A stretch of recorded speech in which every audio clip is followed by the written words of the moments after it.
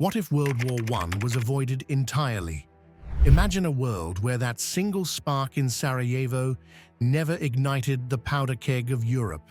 No trenches, no gas attacks, no millions of lives lost. The 20th century as we know it, the rise and fall of empires, revolutions, and global conflicts would all be rewritten. But what would the world actually look like if the Great War never happened? In this alternate timeline, diplomacy triumphs over destruction, and history takes an entirely new path. The year is 1914. A motorcade rolls through the streets of Sarajevo, but this time, nothing happens. The gun jams, or perhaps the assassin, hesitates. Archduke Franz Ferdinand lives, and history takes a deep breath. In Vienna, angry voices demand revenge, but diplomacy wins the day. Serbia sends a heartfelt apology. Britain and Russia urge calm. Even Kaiser Wilhelm, often hungry for glory, quietly tells his generals to stand down. The newspapers buzz with headlines of crisis averted. Crowds cheer in relief. The Great European War becomes the Great European Scare. Over the next months, leaders sign new peace accords. Railways and armies remain on standby, but no bullets fly. Germany turns its eyes toward industry and science instead of soldiers and steel. The storm clouds of war drift apart, replaced by a fragile calm. Europe breathes again, unaware that by avoiding one tragedy, it has forever altered the destiny of the world. With the guns of Europe silent, the old empires continue to breathe. The Tsar still rules Russia from the Winter Palace. No trenches, no mutinies, no hunger riots. The Bolsheviks remain an obscure circle of writers and dreamers, their red banners gathering dust.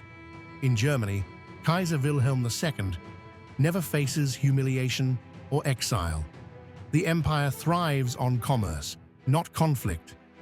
Berlin grows into a global capital of science, music, and engineering. Without war, there is no Treaty of Versailles, and no resentment to feed extremism. The name Hitler never crosses the pages of history. The Ottoman Empire limps on, modernizing just enough to survive another generation. Colonial powers hold their territories longer, their flags still fluttering over Africa and Asia. Europe enters the 1920s, wrapped in peace, comfortable, orderly, and confident. In a world without war, the race for invention takes a gentler path. The roar of engines and the thunder of artillery never echo across Europe. So innovation moves not through destruction, but curiosity. There are no tanks, no mustard gas, no radar labs hidden in secrecy. Airplanes still rise into the skies, but they carry mail, not bombs. They become symbols of wonder, not weapons of fear. Without military funding, technology grows slowly, yet perhaps more wisely. Scientists devote their lives to medicine, agriculture, and energy, not warfare. Hospitals replace trenches. Laboratories replace battlefields. Millions of young men who would have died in the mud of Flanders now become engineers, teachers, and fathers. Their ideas fuel peaceful revolutions, electricity in every home, clean cities, longer lives. Progress comes not from urgency, but from patience. As Europe escapes the fires of war, its empires turn their gaze outward. The 1910s and 1920s become an age of growth, not grief. Instead of soldiers marching to battle, merchants and engineers cross borders with contracts and blueprints. Germany channels its industrial might into steel, automobiles, and chemistry. Britain and France expand global trade routes, their ships carrying goods instead of guns. Without the burden of war debts, banks overflow with investment. Skyscrapers rise, factories roar, and new technologies spread across continents. The global economy hums with confidence. Yet beneath this golden age lies imbalance. Colonies remain under imperial rule, their resources feeding distant capitals. With no great war to drain Europe's strength, decolonization slows to a whisper. The United States grows rich but stays cautious, shaping its destiny through commerce rather than conflict. In this peaceful world, the young men of Europe never march into the trenches. The poets, painters, and dreamers who once vanished in the mud of the Somme now live to see their art flourish. There is no lost generation, no Hemingway haunted by war, no Picasso painting despair.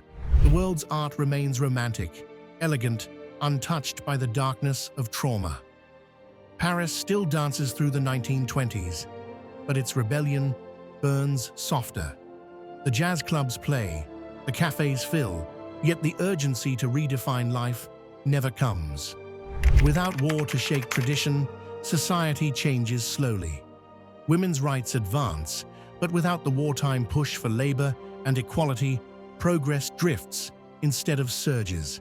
It is a beautiful world, graceful, cultured, but stagnant.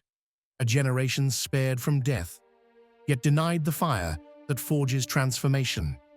Without the ashes of the First World War, the Second never comes.